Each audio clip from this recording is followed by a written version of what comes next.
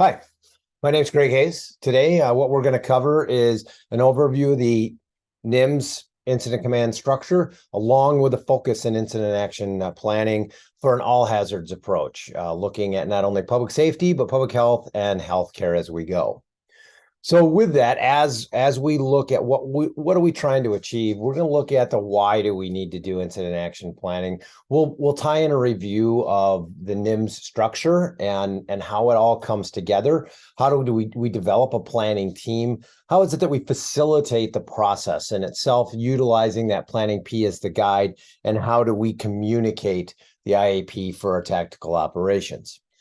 The overreaching objective is really just to develop a better understanding and making sure that we keep that foundation, what we learned throughout our NIMS coursework, whether you're all the way up to the 400 level or you stayed down at the 100 and 200 level. We just have that foundation so that we understand the process, the forms, and how we look at future planning, both for events and incidents within the community.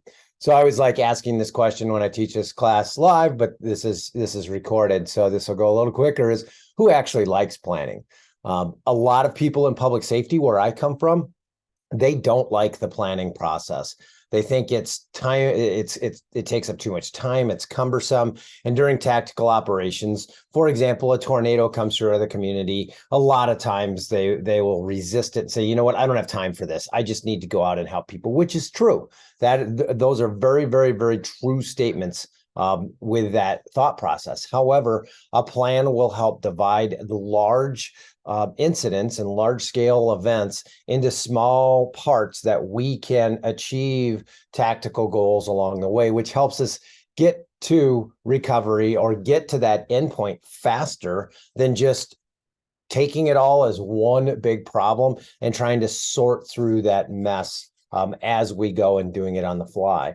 And so a lot of people resist it. If you work in healthcare or public health, you love planning. Public health loves to plan. That is, they have committees, they have subcommittees, and another subcommittee on top of the subcommittee just on how to do one step in a department operations center. So in public health world, they really love the planning. Where they struggle is that operationalizing part, as we saw in COVID, where many public health departments really found it hard to come out of the blocks because the biggest challenge was, where do I get all the staffing to do all the operations that are being asked of me? And in the healthcare world, a lot of the planning comes from regulation, JACO. The Joint Commission comes in, says we need to have an emergency action plan, emergency operations plan. So we have it, and we really have never, once again, operationalized it. Educated staff, 3 deep in each position, is what is our role. We have to exercise with that on a every 3-year basis is what's recommended. But a lot of times our exercises are really walkthroughs and more educational than really kind of testing the process. And lastly, other areas that require planning heavily, like FAA. FAA requires an emergency action plan for airports over a certain size. That requires them to have a plan, review it on an annual basis, and take those every 3-year exercise steps. And so it gets us to, why do we really plan? Planning is designed to help clear up our tactical operations, to ensure that we are doing what is good for everybody around us, and that we are achieving small objectives to ultimately get to the larger goal of getting from response to recovery, when we use some of that emergency management vernacular. And so a lot of our planning processes are done on the fly. Some agencies are getting into event planning, and that event planning is awesome because that helps us get better for those emergency events that pop up. We go from having that festival in downtown where we write a small IAP to being better prepared for the tornado that hits the community. And so one of the areas that I've seen in my 30 years of doing public safety and public health is that we have seen many people resist that planning, saying, oh, we're good. We've done this event over and over. There's never been an issue. Why do we need to plan now? And it's because of the unplanned events. It's because of those things that happen, as this being one example, in Indiana with a stage collapse during a concert at the Indiana State Fair, where a gust front came through and it toppled the stage and unfortunately ended up with a lot of injuries and fatalities. And this was predicted. This incident, they predicted this with intel that this had a potential to happen. There's issues with stages and wind, but unfortunately, what came out in the after action was, one, kind of ignoring the intel that we had seen throughout the day, and number two, what was the action plan? They did have an action plan for dealing with evacuations, as we see here in the video, but at the end of the day, how do we implement it? And a lot of times our incident action plans or our emergency action plans call for a lot of people, but yet we don't have those people available. The other piece to that is, people just say, hey, that will never happen here. That stage collapse that you can see in front of you will never happen here. Things like that don't happen in Minnesota. Well, here's an example of where a tornado actually went through a stage. Luckily, the event was not going on at the time. Had it been a week prior, this event would have had a large concert at it, but they had an EF0 tornado go right through the concert grounds.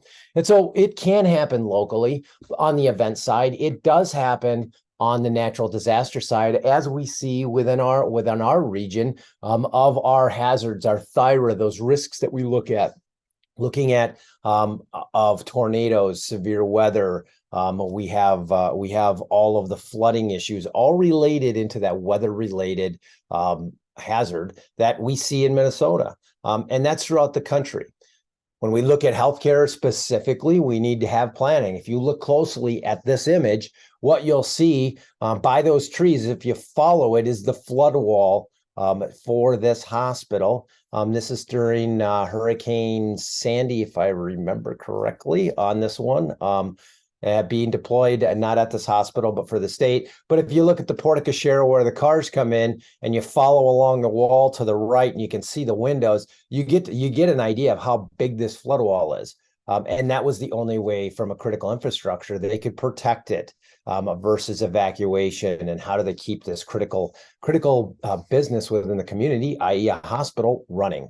And so we have to plan for these different types of events, even if they're catastrophic. And sometimes we're like, that'll never happen here. Rewind the game film into, let's say, 2015 to 2018. If you were in the public health world and you heard me talking, I had said one of our biggest responses and one of the most challenging ones we will ever deal with is a large public health emergency that goes across the country, not just regionalized like a bird flu, but something. And what we end up having, and a lot of people talked about that, but what we have, spark up on us in 19 and 20 is COVID.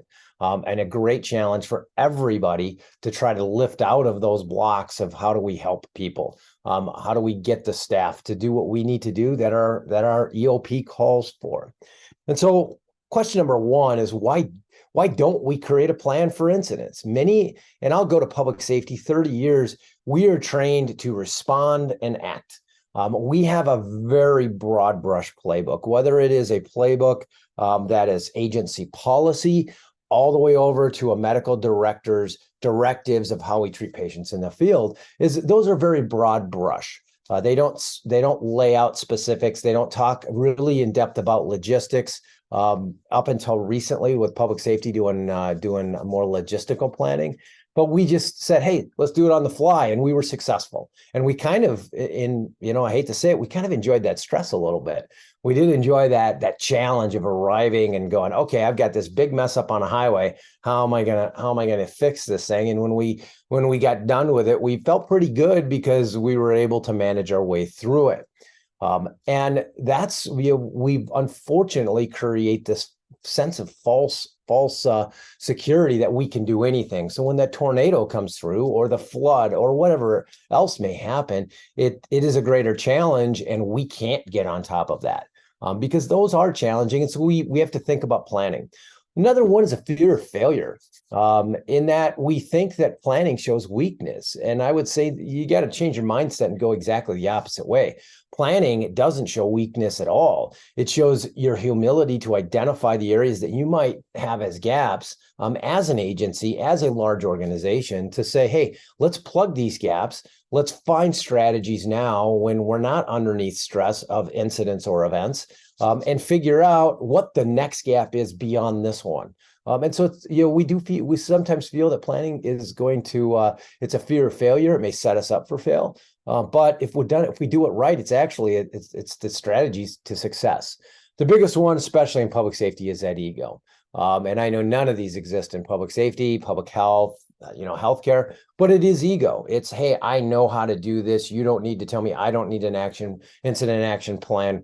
And our egos get in the way. And I've dealt with this even recently on the state's incident management team and assisting on some operations, is that the first thing we came across was, we don't need one of those IAPs. Well, guess what the IAP does? It helps identify what you need to get done. It helps track your resources. There's some cost tracking that comes along with it, so that you're more effective if this should happen again, or if you're questioned by our agency administrators and the politicians saying, hey, what plan did you have to act in accordance in this way? Who gave you the directive to do whatever tactical operation that you took on, because it didn't maybe look good within the public's eye as it came up on the media? Well, for me personally, I would rather have a plan saying, hey, we discussed this 5 years ago. Here's the plan that was written out. Here's where the politicians at the time approved it, and we acted in accordance with those plans. And the last group that comes along are those attorneys that will look at saying, hey, where's your plan? Did you act in accordance with policy? If you don't have one, they're going to look outside of your organization to other same and similar to see what they have for plans. And then you get judged against somebody else. And so those are some of the reasons why we resist it, and some of the issues of why it's not good, that we have to take that step forward and say, no, we need to do some better planning. And so that gets us into that question number 2. Why do we need to create a plan? And why do we have to, why is it good to do it? Because it's going to give us good communication, good direction, adequate use of resources, and it's going to start to be able to predict outcomes. So when you do anything in life, when you show up to work, you want to understand, what am I supposed to get accomplished today? We like that. That makes us feel good inside. We get that little chemical response when we achieve things on a list.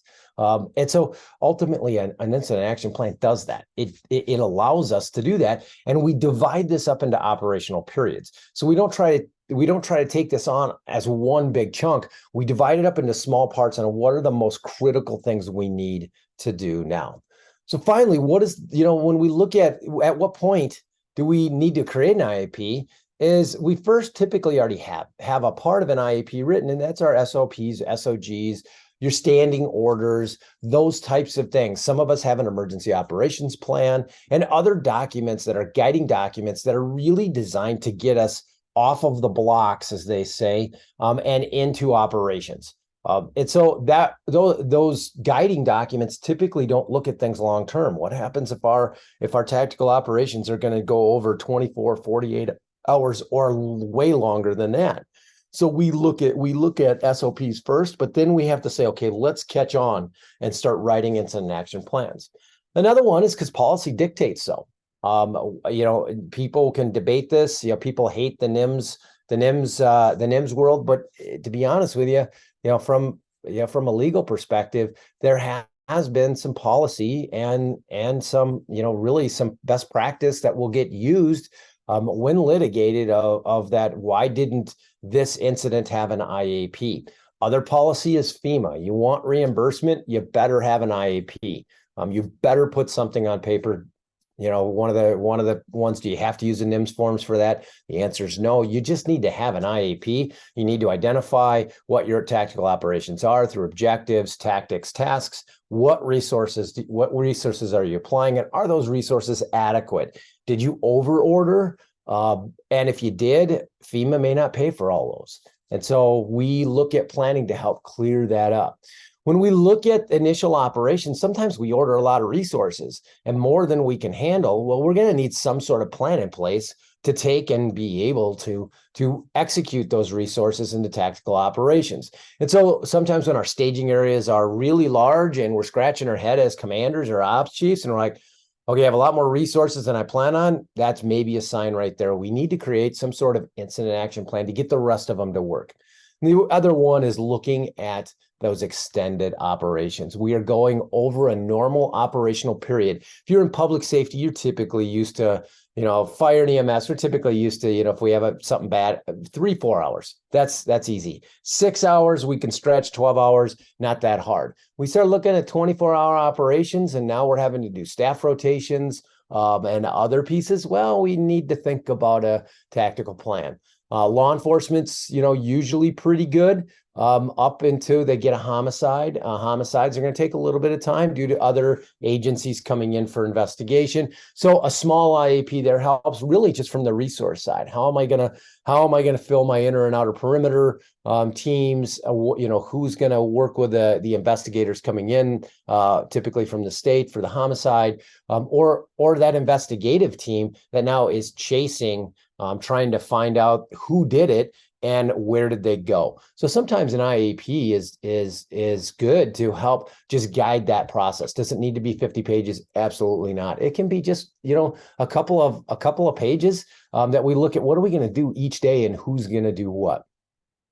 So do we look at what's actually required policy from the federal side, and we look back to the NIMS. NIMS hit us in, roughly 2003. We started seeing this document get produced out of the 9/11 Commission report. And the foundation to it was really simple. It was, as a country, we need to all be at the same foundation for the incident command system, and how we apply the incident command structure, something called unified command, which we struggle with today. Even me being in an incident very recently, lack of one of our biggest, our second bullet point was lack of unified command. And so we've struggled with this and we will continue to struggle with it, but we now have a foundation and we have a training system and accountability for all of us to say, hey, we're all taking the same base level training. We're all getting the same knowledge from an accredited program. What we need to figure out now is how do we apply it? Well, one of the tails, we'll call it, that popped up with this NIMS document that popped out in 2003 is federal grants. If you rewind the game film back in the 2003 era, there was millions of dollars of federal grants hitting our local jurisdictions. But there was a little checkbox that we had to check, and it says, are your agencies following the NIMS guidance, and do they have a policy at the local level, and are they taking the training? And so the federal monies go to the state. And so what the state did is they, by executive order in 0502, adopted the use of the NIMS structure as the state's incident management structure for state agencies, and it trickles down all the way down to the local. This has been reaffirmed throughout the years. The latest was Governor Walz reaffirming this exact NIMS policy during the pandemic of what we are supposed to be using the National Incident Management System structure. So we go back to those rules and laws that we get governed by during those difficult times where I refer to it as the politicians start asking the questions. What was the rule? Who gave you the guidance? I was following the guidance given to me by following those rules, and I acted in the best appropriate way I knew how, within the NIMS structure, trying to create a unified command. And all you did was just really by doing those is you're lowering your risk. You're still going to have people that are going to take their shots at you, but you're lowering your risk. If you're acting so far out of the box, which is, I ignored it, I don't care, this doesn't matter to me, I do my own thing, well, you open up that risk box a little bit more. But one of the reasons why we adopted it, both at the state, at the county, and at the local level, is that's how we got our federal funding. That's how those federal grant dollars hit home for all of us, for all of our agencies, all of the state, county, and local jurisdictions that received federal funding that had any connection to Homeland Security.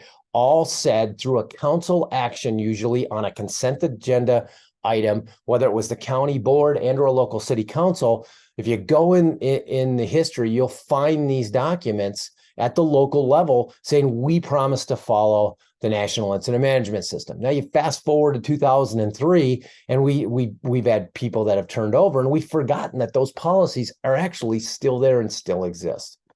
When we look at the why did this commission report request this or make this as a recommendation, which then really became a mandate, is because of what the actions on 9/11, a lack of unified command. That's a super large incident that happened and massively difficult to manage, hugely complex. And with that, we've had multiple national disasters outside of 9/11 that have had some of the same after action reports. And it comes back to the foundation of how are we all organized. When you look down to the local level, in each one of the jurisdictions or each one of the disciplines of public safety, we've had the same issues come up within these after actions of local incidents, whether they're mass shootings or whether they're large fire losses. We have these after actions that are calling for the exact same thing: lack of unified command, consistency within the use of an incident command structure, making sure people know their roles and responsibilities, and finally, lack of a plan. And so this is what's really pushed us over the years and really got us pushed down the road. And the ones that you see in front of you aren't new ones; they're old. I keep them in this presentation intentionally to give a historical perspective that this is not a new problem. We didn't overturn a rock during COVID and say, oh man, we got to do all this extra training and make you guys suffer through presentations like mine. What it is, man, we've been saying this for a long time. Are we ever going to be perfect? Absolutely not. I will never, if I was back in the command and ops world, will I have an after action that's going to identify things? Absolutely. I'll make mistakes. I'll own them too. That's fine. When we look at how we move forward, we've got to look at what are the big key ones: communications, unified command, and a structure with a plan to manage an incident that goes beyond your day-to-day. That's really what we're trying to do, because it keeps coming back up in every single one of these after actions.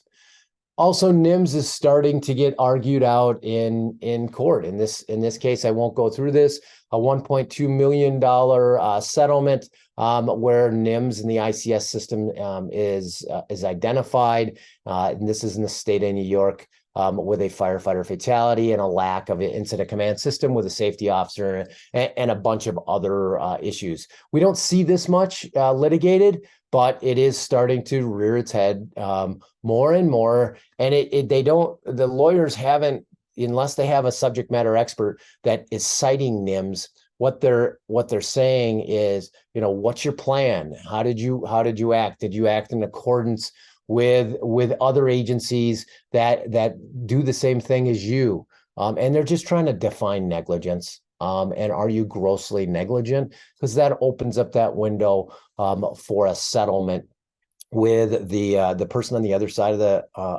the aisle. And so we're really trying to protect ourselves the best we can. You're still going to get sued. You're still going to have attorneys ask you questions.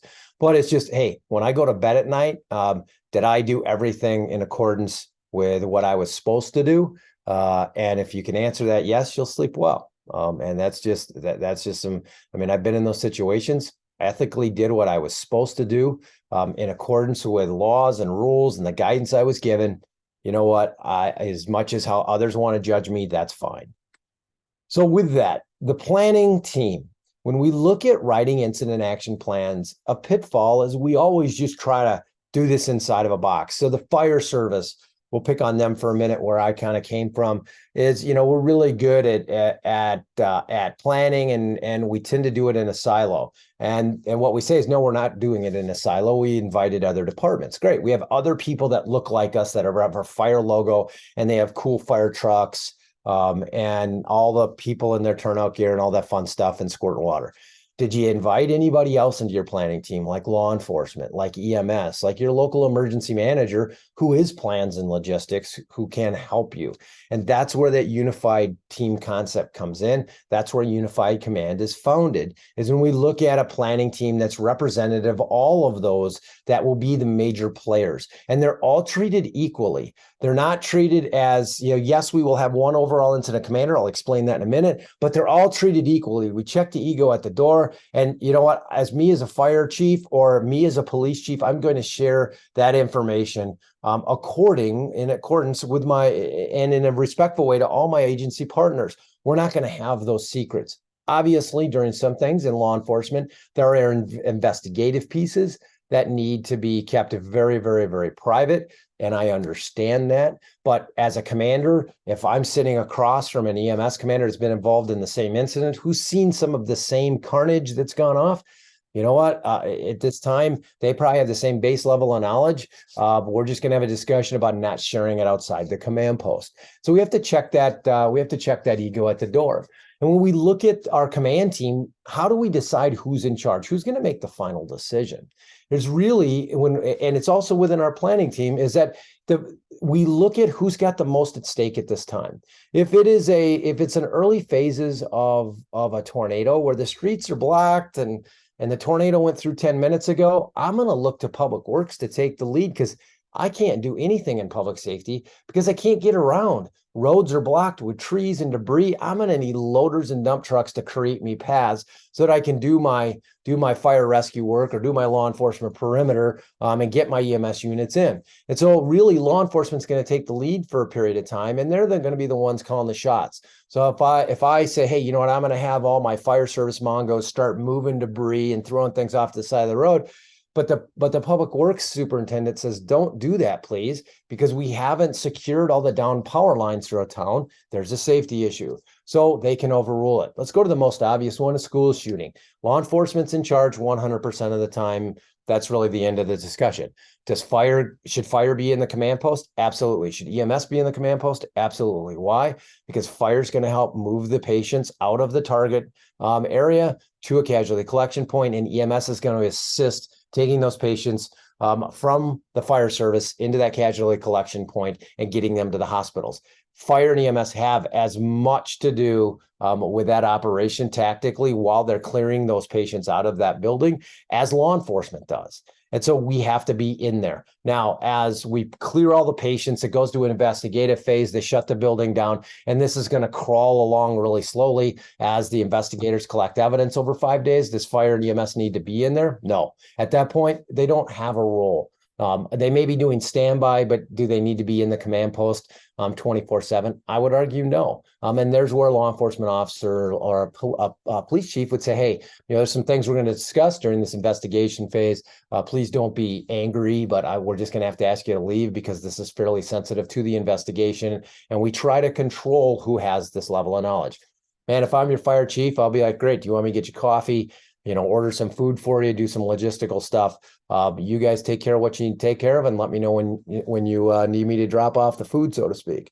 So with that, that's how that works. When we look at that planning team, we operate in the exact same way. We have the major stakeholders around, and then we do what I call branch tactical planning. My public works guy thinks in public works. My law enforcement guy thinks in law enforcement, fire, EMS, whoever else is in there, public health.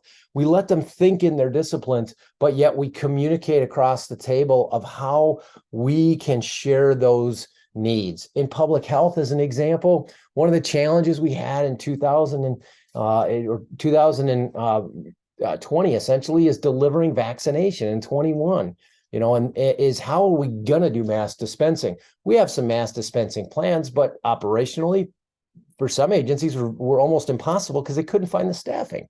How can we do this? We have more people than we have expected and ever planned for to give these shots to. How can we do it faster? In the agency I was in, we didn't have a public health department. They said, hey, Greg, you got some public health background. We had a health director who oversaw some clinics where I was at, and they combined us to make a public health department with two other health people out of the medical health side of, and we created a public health department. Me running a fire EMS and emergency management organization. When it came to the shots, we did a shot clinic. We pulled all the fire trucks out of the 3 bays, and we created where we could have cars pull in the bays. We could fit roughly 9 cars in the bays, have your screening happen in your car, have the nurse come over, do the shot. We pull you out. We monitor you outside. We did everything. And of course, we just did it out. We thought out of the box a little bit. And it took some convincing on some people that, firefighters doing a shot clinic. That was a little out of the box for those guys and gals. So they kind of questioned at first, but they understood that overall mission. We created an incident action plan for it, and it worked to perfection.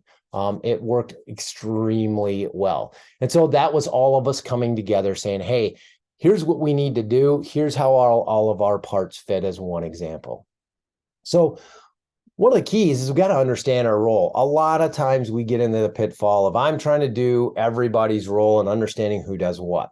Well, an incident commander is really, and this is your NIMS refresher, the incident commander is the overall responsibility for the incident. Now, this unified command thing, not everybody's sold on it. You only have one commander, if you're from the military, which I understand. But in public safety, we have to run a unified command format. In this case, we have a hazmat IC, a law enforcement IC, and a public works IC. If the hazmat is still running, so we still have the train derailment like in Ohio, and it's still escalating, and we have large plumes of bad chemicals. Here's the deal. Hazmat IC has got the most at stake at that time. They are the ones that are going to be in charge. They will make the final decision. Does that negate law enforcement and public works? Absolutely not. As commanders, it just means if we come to an impasse, we are saying the hazmat IC has the final decision. And those change during our tactical operations. Now we move down into our command staff, a liaison officer. It's like Match.com for incident command.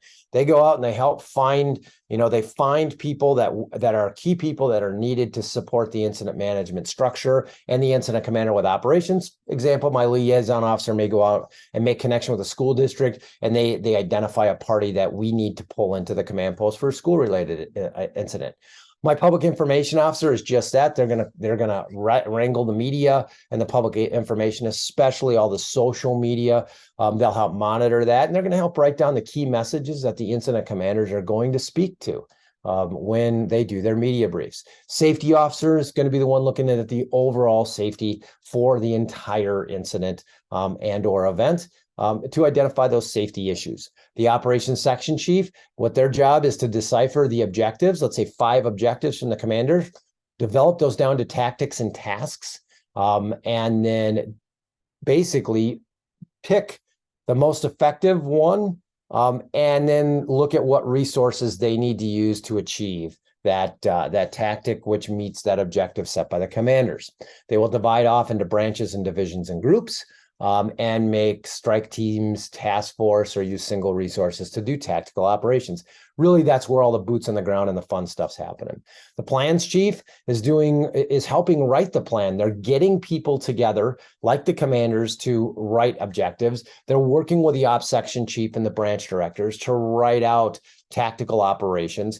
They're helping identify what are the logistical requirements for it, which we'll talk about when we get to logs, but they're also looking at situational information, a situation unit leader, taking and scanning everything that's related to this incident. I think the situation unit leader is one of the funnest positions in the entire incident management system, because you are, in today's world, especially with technology, you are interacting with multiple platforms. You're looking at things like social media and what are people saying, what videos are they putting up on the incident, what intel can my command team grab from that, and keeping everybody up in real time with whatever that situational information is out there, so that the commanders can make adjustments and/or look at the next incident, the next ops period, and decide, all right, do we need to change objectives? Planning is also going to look at demobilization and tracking of resources during the tactical operations or while that operation section is using them. Logistics is going to they have a service and a support branch. They're going to find us resources. They're going to support those resources with both physical, if it's things like vehicles and we need to have fuel, they'll help. A logistics chief will get me fuel, all the way up to one of the most important ones, which is food. We need to feed these 100 people that are working. So my logs chief's going to create a meal plan, find the food, find where we're going to deliver it and how we're going to get it to the people in operations. And then finance administration is where we have some of our policy procedure types. We can have legal in there, but we have our finance chief. They are tracking every single cost related to this incident. So that if we have the chance to get reimbursement, whether we can get reimbursement through the state, whether we get reimbursement through the feds, we have the documentation to prove what we did. Not just say, hey, by the way, we think we spent $1 million a day. You need to prove that in today's world. You can't just guess at numbers anymore. And so our finance chief is really the one that's getting stressed out, trying to figure this out early on.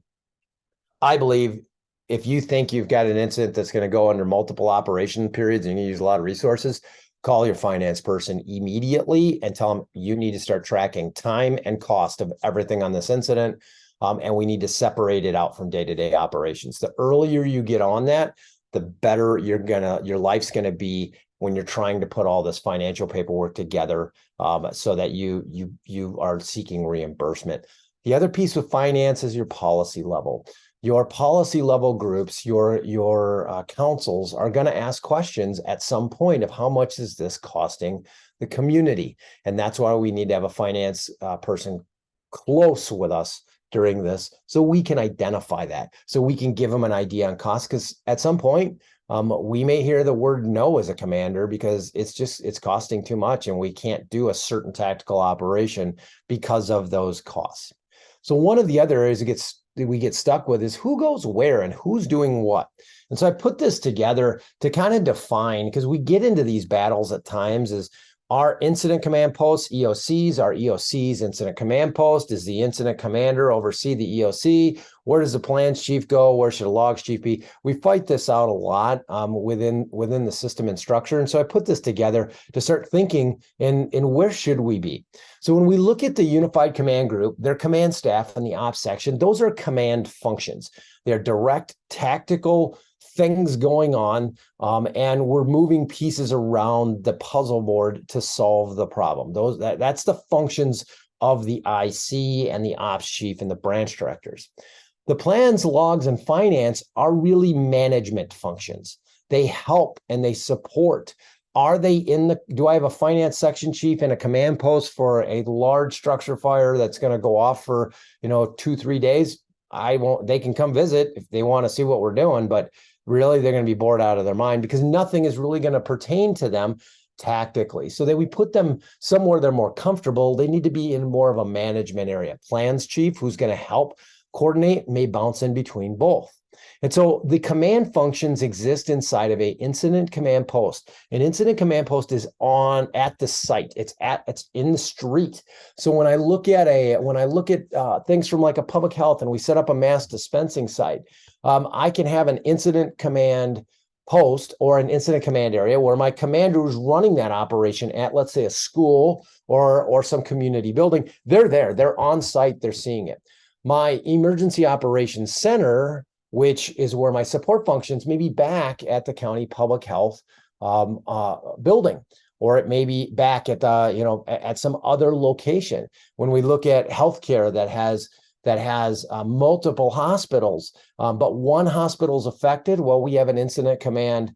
We have an incident command post at that hospital, and the overall overreaching healthcare system may have an EOC at their corporate offices located 150 miles away. And so really the command functions are done within an incident command post, and the management functions are done within an EOC. In an emergency operations center, may I see the ops chief and the commander? Absolutely. It may actually be for the next ops period because they may come to the EOC to start their planning process and work side by side with my plans chief. But will I see, should they be commanding from the EOC? It's highly recommended not, because that's where we have our commanders commanding tactical operations on the ground in real time. And those in the management functions, we start to see mission creep. We start to see the commanders get a little bit agitated because now the management functions are getting into tactics and tasks. So we really try to separate those out. So planning team facilitation process, it starts here. It is the planning P. When the incident happens, we're on that bottom stem, and it all starts with some 911 call, or if it's a special event, we start that planning process months, weeks ahead of time, sometimes years in the case of Super Bowl. And so we start that process.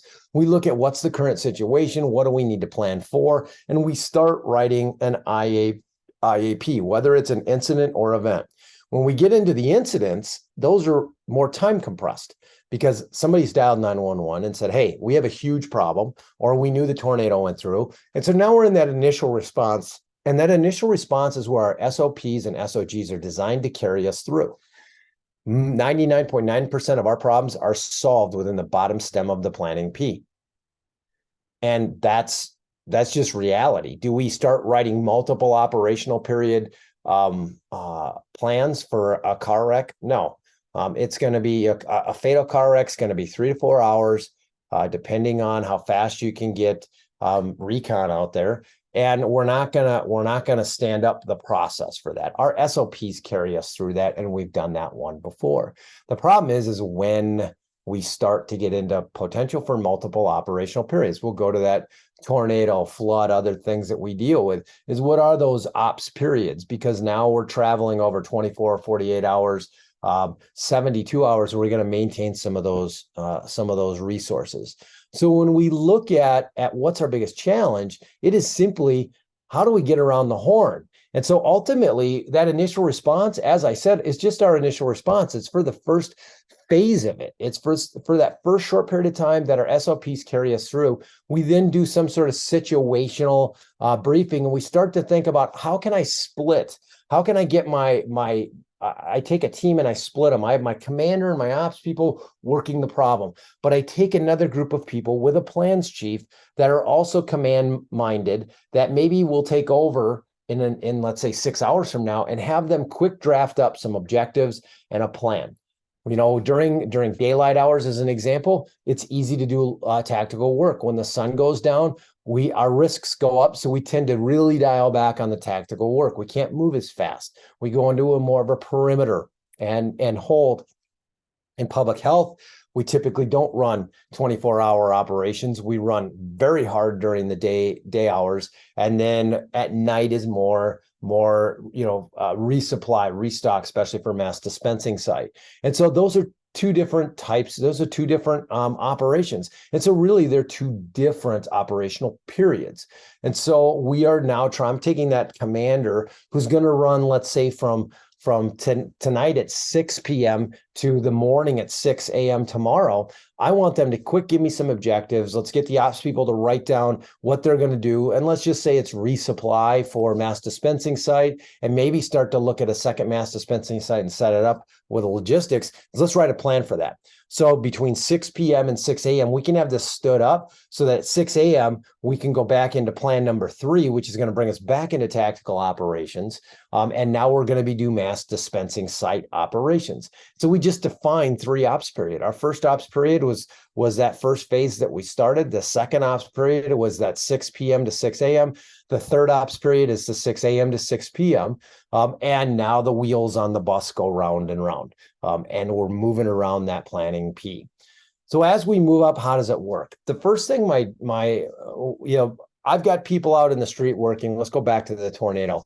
That tornado blows through. I've got people out in the street working. Now I'm going to create a plan for tonight at 6 o'clock, and let's say it's noon right now.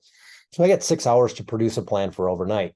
Overnight, as a commander, I know that we're going to have to create a hard perimeter, because I'm going to have I want to keep people out because safety issues. I need to keep working, but I need to work slower. So I have to look at my resources. Where can I get resources? What's going to be my time element? I still maybe need to do rescue stuff. So fire's still going to be picking away, and EMS picking away in the debris piles to do primary secondaries, but it's going to be much slower. So I look at, hey, I've got some rescue, I've got some debris movements, and I've got perimeter as objectives. And then I move And that defines it. My incident commanders define that, saying this is what we have to do.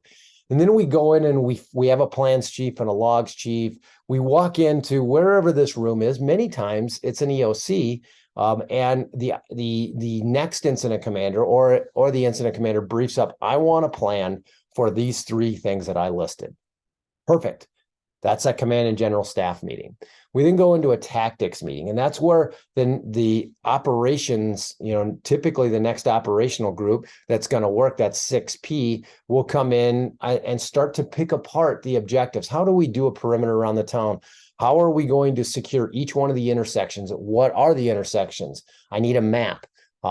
Fire needs a map to start marking primary, secondaries. EMS, where am I going to put casualty collection points? So they start to create all these tactics, strategies, and start to bring those incident objectives to life. They then do a planning meeting on the right. So let's say they've been planning for 2 hours. That brings us around 3 o'clock today, 2 to 3 hours, but 3 o'clock today, we're going to do a planning meeting. So they all converge back again. Typically, like I said, in the EOC, because EOC is a planning and logistics function, and we do a short planning meeting, which is the operations-minded people are going to present their plan to the commanders. Logistics and planning and safety and others involved will all have their moment in time to talk about the plan that's being presented. And the final step is that the incident commanders are going to approve the plan. And then once they approve it, now the planning section goes in and creates the IAP for the operational period brief at 6 o'clock. Those operational people, the commanders and ops people, go back, get some rest for a few hours because they're going to go back into tactical operations at 6, and away they go. And at 6 o'clock, we give the ops brief to the 100 people that are there. We give them a copy of their plan and they go, and then we start planning for the next phase. And as we get this wheel to move in not a square pattern, but a circular pattern, it gets easier and easier. The current ICs are creating the objectives for their next operational periods while they're working on the incident, and it starts to move a lot faster. So how is it, what guides us around that horn? How is it that we, do it? And that's the thing that most people hate, are these forms. And so we're going to do a short review of the forms. I promise I will not go in depth on these forms, just give you what they're about. What I'm going to say right out of the gate, nothing in the NIMS structure requires you to use these forms that were developed by the National Wildfire Group. So if you find a groovier way to do the exact same process without the use of the forms, that's actually okay. And I've seen FEMA approve that for reimbursement. Even if it's a bunch of sticky notes, at least you have a plan. That's what they're looking for. But the forms do help, especially if you're new, guide you through the process. So the first form is the incident brief. It is the what is going on right now.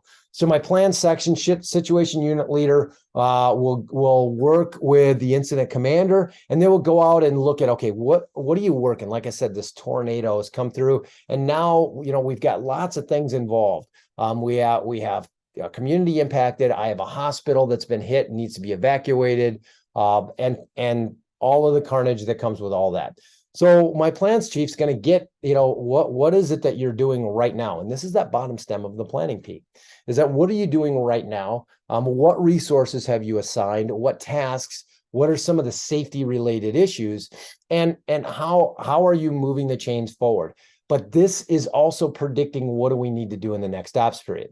So in this, we say that we have a mile stretch with homes that are either partially or completely destroyed. We have a school that's completely wiped out. That's going to pop the school district into this mess. And we have a hospital. We have a hospital that's been hit hard. We have water that's down. We have power that's out. And the building's damaged. And the hospital is pulling the pin on evac of the hospital. Major piece to a challenge of just a tornado coming through the community. And so we start to script that out. Now we have, let's say, a bunch of ambulances that are coming in, and they're starting to move some of the patients. but we need to get more. This is going to be an overnight operation, and we would identify this in the 201, and it would be one of our highlights is that we have to evacuate this hospital. So my EMS branch doing tactical planning for that 6 p.m. to 6 a.m. knows we need to find ambulance strike teams. We need to move a lot of patients. I have, let's say, 50 left in this building. Where am I going to get enough resources? I need to know destination points, and they're all non-ambulatory with some significant acuities that's going to require certain different destination facilities. And so those are the things that we identify in the incident brief. What's the current situation? It then drives us into the 202. This is facilitated by the plans chief with the incident commander that for that ops period. And so what they're going to do is identify their objectives. As I said, our global objectives, we won't get into smart objectives like you see in NIMS 300, but we have to put a perimeter around town. We have to do search and rescue. We have to have casualty collection points, and we need to evac a hospital. Those are primaries from 6P to 6A. Thus, you have date from and date to with times and so forth. And so that's what we're going to focus on. Box number 4 is what's the command emphasis? Life safety and evac of that hospital. What's the general situational awareness? This is where safety should be talking about block roads. Watch out for down power lines because not everything's been secure yet. And operations at night are low light, so we're going to need to bring lights with us, reflectorized vests, and all that. And so this is done by the incident commanders. It's facilitated by the plans chief. And once we have the 202 done, we go to the command team and we say, oh, okay, here's your unified command brief, that bottom left corner of that planning P. And what they do is they go to their command team. We start filling in the blanks on the ICS 203. This is facilitated by the planning section. The resource unit leader, if there's one assigned, will fill this out as who are going to be in what key positions, which positions do the commanders want to fill at this time. And I tell you, for the incident I'm talking about, probably all these boxes are going to get filled. Can the same name fill multiple boxes? Absolutely, but be careful of that because you don't want to overtask them. And so it is what I call the who's who in the zoo. The ICS 203 is telling you who is filling what position. Let's jump up to the 207. It is just the picture version of the 203. It is exactly the same thing. It's just our more traditional org chart. So now probably the most complicated form is as we get through our planning phase, and we are in the top left corner of the planning P, using what's called the 215, which will come up next, is there's an ICS 204. It's an assignment. What this document is when we finally presented the plan to the incident commanders and they have approved it, we then write these assignment sheets. And I'll first draw your eyes down to box 6. It's the work assignment.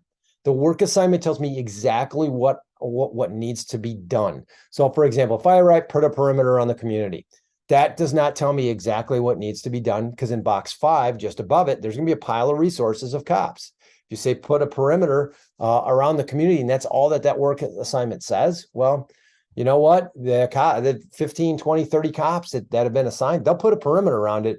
Just the commander may not like it because it wasn't meeting what the commander had in their head or the branch director or ops chief. So we have to be very descriptive. So work assignment, instead of saying perimeter around the community, we actually list out where we are securing the streets with what type of resource. So we may have hard barricades and we may have checkpoints. So hard barricades where we put something that's just fixed, Jersey barriers, vehicles, there's really no checkpoint person there. Whereas a checkpoint, we have 2 officers in a squad where they're checking people to ensure that they're credentialed to be in that zone. So we don't have some of those other things that happen like looting and all that other stuff. And there's special instructions. Do they need, certain things? And then at the bottom, box 8 is how they're going to communicate. So when we get to, it comes off of the comm plan. So really this ICS 204 is done, one of the last forms done by the plan section under resource unit leader in a plan section. And what we're doing is we're taking information from that top left corner phase, when we're doing that tactics meeting and the plan, and we're kind of writing, the ops people are writing the plan. And so we take and put that on this form. Where do we get the information? Well, that's called an ICS 215 form. During the tactics meeting, we will have an ICS 215 form. And what it's designed to do is designed to identify the tactical operations.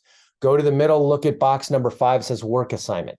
The work assignment written in there, well, unfortunately, the box is not big enough. It needs to be bigger, is the exact same thing written out in the 204. Like I said, if you just write perimeter in there, you better be descriptive because when we get to the 204, we need to be descriptive.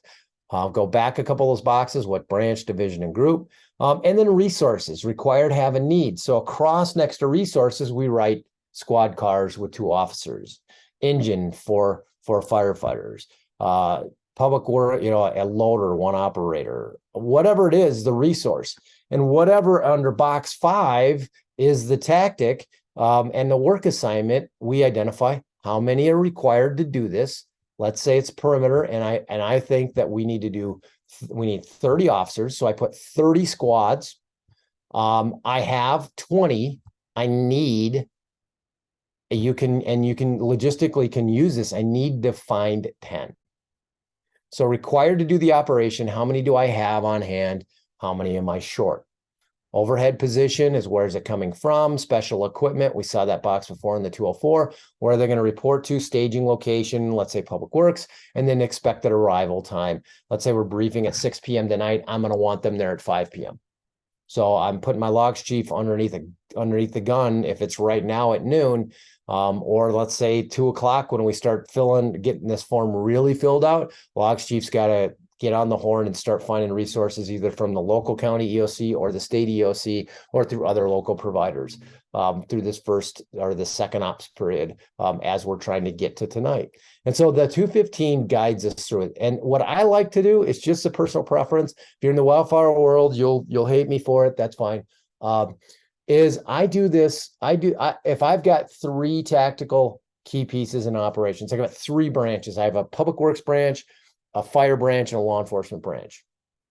I'm going to have 3 215s on the wall, big ones, and I'm going to put public works in front of their sheet, fire in front of their sheet, law enforcement in front of their sheet, and we're going to talk, but it helps identify from a resource standpoint. Here's all of the public works on 1 215. Here's all of just public works resources. Now, if public works needs help from fire, let's say for people that know how to use saws, we can put that on their form. But it's what's called branch tactical planning.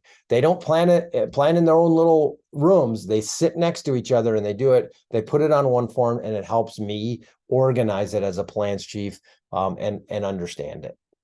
The next one done by typically a dispatch center and what's called a COM-L is a communication a log or communications plan. This says 205A. I've got the 205 form on there, but a 205 communications plan is the radio talk groups. There's also a 205A, which can be the phone distribution list. It's done by the logs chief and the communications unit leader, your dispatch centers. And all they're going to do is look at everybody in that operation side and figure out how do they need to talk, who do they need to talk to, and what are the right ways to do that. A 206 is a medical plan. The medical plan is filled out by the medical unit leader, which is underneath the log section, and it's the medical plan for the team itself. So if I have 100 people working underneath my operations section, the medical plan only covers the 100. The EMS in the community that's being done, pulling the victims out of the debris pile, that's underneath the EMS branch under ops. So my medical plan looks specifically at those working. When I was on SWAT, we filled out a medical plan for just the team. Identify primary, secondary, tertiary hospitals, what was their distances, so that we already knew routes, we knew where to go. So this is for the team where to go. For example, we set up medical aid stations, i.e. casualty collection points, and who's my transportation service, what's the closest hospitals.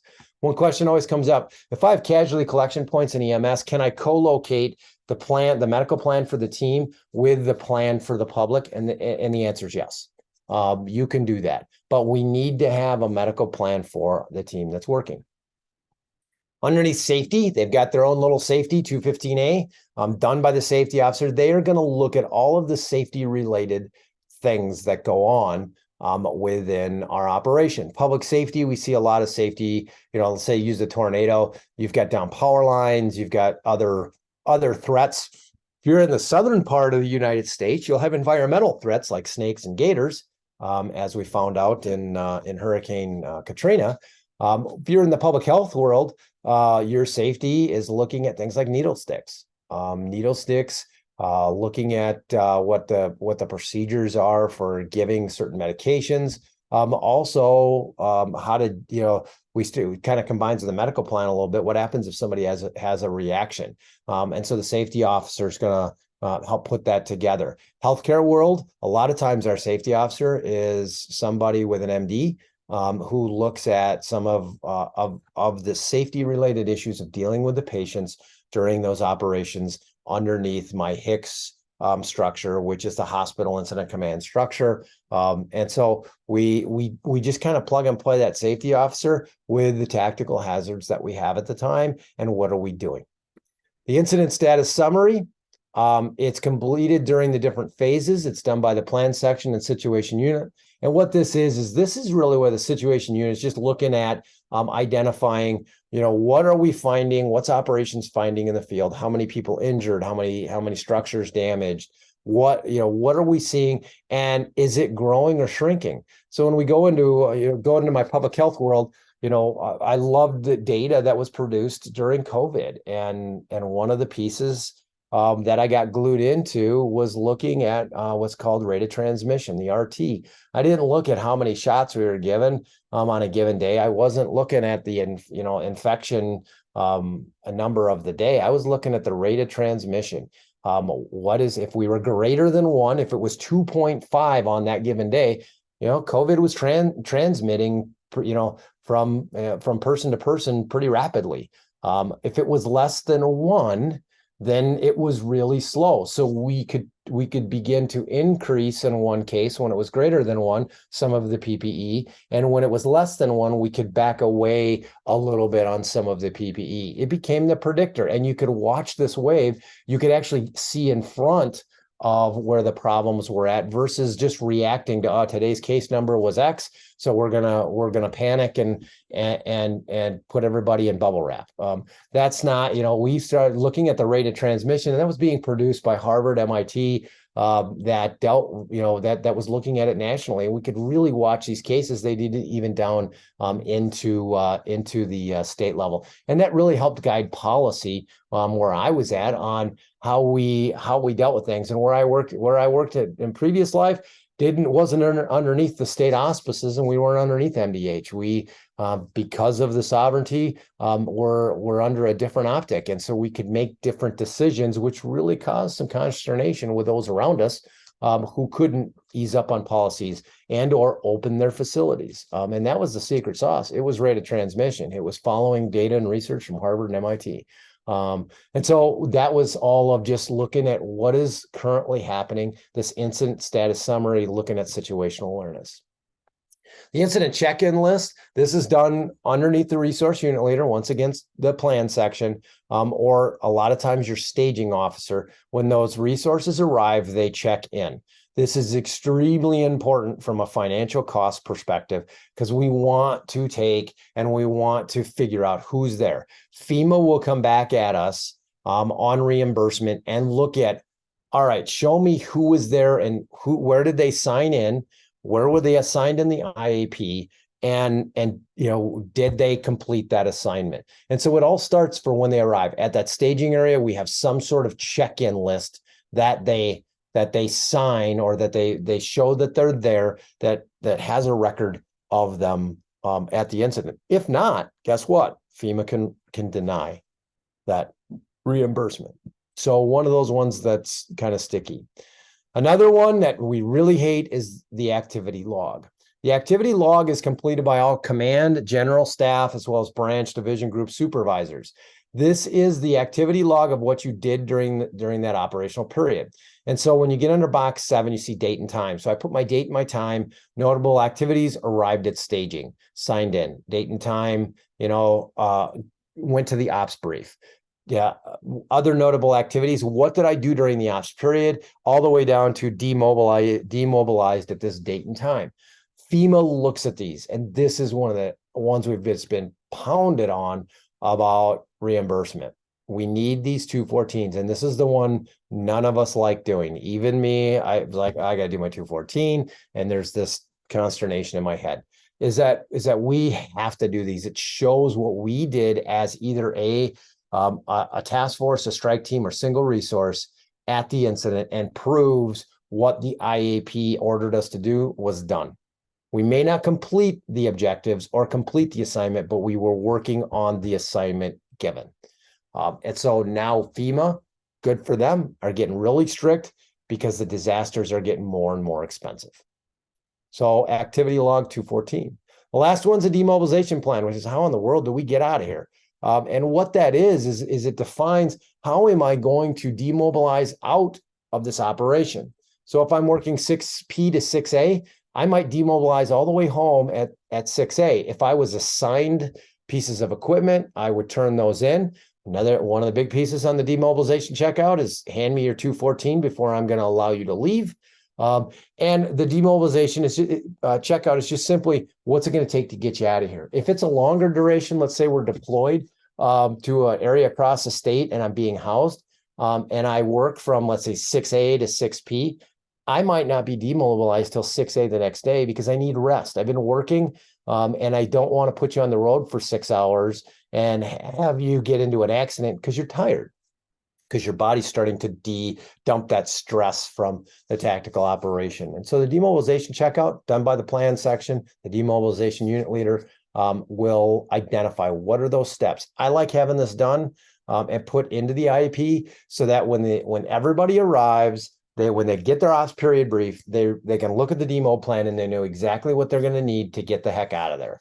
And so there's no surprises at the end, and we don't have any angry people and so forth. Is hey, in order to get out of here today, you got to do X. We do this on when I teach NIMS 3 and 400, I have a demobilization plan that is communicated in order to get out of class. I need 4 pieces of a documentation set in a specific order at the front of the table. And then they're released. It's really that simple. Why do I do that? Because I got to send all this stuff into HSEM when I teach the class, and they really like it when all the paperwork's lined up a very certain way. All the pre-tests, the post-test, you have to submit a review, and you got to submit a roster. All that's submit in a nice little package form. So when they open it up, it's clean, it's organized, the best it can be organized, and it just makes it simple on their side, and they're happy. And away we go. Everybody gets their certificates. So that's a demobilization plan. Last piece to this is what goes in the plan. The plan isn't all those forms that I showed you. It's a majority of them, but it is not all of them. The ICS 201 form, that first form that kind of got us into it, may not go into the IAP. That's why it's color coded and goes over to the planning side. To that. The 202 is green. It's going to go into the plan. The 203, 205, 205A, 206, 207, all those 204s, they all go into the plan. You might put in maps and weather info and anything else. On the left side, that 215, that one where we did branch tactical planning, that's only a planning worksheet. That doesn't go into the plan. The 215 drives the 204s. So you don't have to use all the forms. It's just, hey, I need to have some objectives. I need to know who's assigned to what. What tactical assignment do you need me to do? What are my communications channels up and down the chain, whether it's radio or phone? And what's other information? Hey, I like maps. Give me what the current weather is for my ops period. And then what's my demobilization? How am I going to get out of here? For example, I got to turn in my 214s. So it's fairly simple and straightforward. You can have plans. You look them up on the Google machine. You can get plans that are 100 pages long. You can get plans that are 5 pages long. The plan for Super Bowl was huge. The plan for a concert at a venue in a community can be 15 pages tops. The IAP for a tornado may be 30, 40 pages. The IAP for hospital evac may only be 5. Because it's really resource dependent, and we can use our SOPs, which we already have in place underneath our hospital, to use that as the foundation of the plan. I just got to put in some of these other pieces. And lastly, I won't forget about you guys who are in public health who love planning. You have like a 50-page plan on how to use the bathroom at the mass dispensing site. Yes, your 500-page plan, we just add some of these pieces to it. You don't need to recreate that 500-page plan. You just take in reference language in your, here's my objectives in my 204s. I might reference over to the mass dispensing site plan underneath what you're asking me to do. Refer to the mass dispensing site plan in this given section, let's say section 4.1, which I'm going to be one of the screeners as they come in. Refer to the job action sheet. Yes, I know you guys in public health love job action sheets. Refer to my job action sheet, and away I go. So I can combine both. It doesn't have to be a regurgitation of another 500-page plan. And so from there, what we do, we put it into operations. We bring it into that bottom right corner of the planning P where we operationalize it. That's where we're meeting at 6 o'clock tonight. Our commanders are going to give us, hey, welcome. We really thanks for your help. We're going to have representatives that represent what's in the IAP, pretty much the ops chief and the branch directors communicate the plan. And we're going to go out and we're going to go do what's asked of us. I like to use visual, yes, hand and paper, but I like putting the IAP on PowerPoint, having visual, having maps up on the wall during the ops period brief, because it just helps people visualize. Other cool things that are done today, I know I use a QR code for my IAP, so we don't have to kill a lot of trees. Everybody's carrying their cell phones, so they can just take a shot of that QR code. My only piece is don't share that QR code or don't share that plan outside the command team until you're given permission to do that. So QR codes and a lot of different tools that we can use that are out there. We also have Web EOC in the state of Minnesota, specifically that'll help write an EOP or an IAP, but that's focused. Web EOC for the state of Minnesota is focused on the operations at the state EOC. It's not really hammering out the operations in Wadena and an IAP for Wadena. And so we go out and we do great work after our ops period, and we come back and we do at the demob phase, we do a quick little after action and we rebuild that into our operations. And as I said, that just makes that wheel go round and round and gets easier. And so with that covers an overview of your incident action plans, the NIMS structure. I wanted to give you the overview, go through how it works, really focus on where do I need to be. If I'm a plans logs chief, I'm focused on EOC, which is a management function. If I'm a commander and operations section chief, I am in the incident command post doing tactical operations. And really, where do I fit on how do I write that incident action plan? How do I produce that document for the team and get it out, and so that we are taking this really big problem in small parts and achieving and moving the chains forward. So our policy level group truly sees what we're getting, what we're accomplishing, and how we're getting us right back into recovery. So with that, if you have any questions, reach out to your local training provider, and they will get you pointed in the right direction to get you those answers. Your local EMs are really good at this system and structure. So look at your local emergency managers and ask them questions.